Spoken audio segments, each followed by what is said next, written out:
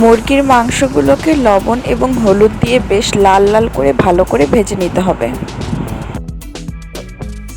অবশিষ্ট তেলে দিয়ে দিচ্ছি পেঁয়াজ কুচি।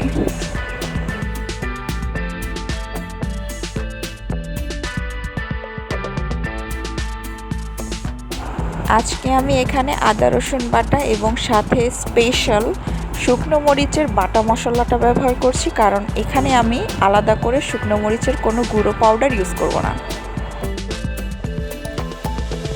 দিয়ে দিচ্ছি স্বাদ মতো লবণ।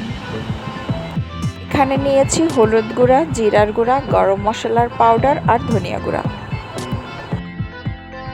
এবার এই সব উপকরণ আমি একসাথে ভালো করে কষিয়ে নেব।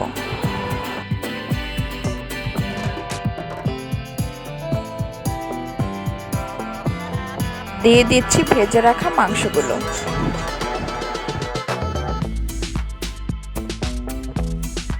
খুবই সুন্দর ঘ্রাণ বের হয়েছে। এই পর্যায়ে আমি পানি এবং কয়েকটা কাঁচামরিচ দিয়ে ঢেকে রেখে দেব।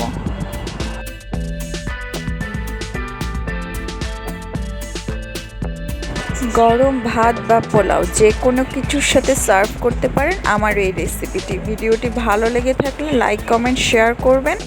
সেই সাথে নতুন নতুন আপডেট পেতে সাবস্ক্রাইব করে বেল আইকনটি বাজিয়ে দিবেন। সবাই ভালো থাকবেন, সুস্থ থাকবেন। আল্লাহ হাফেজ।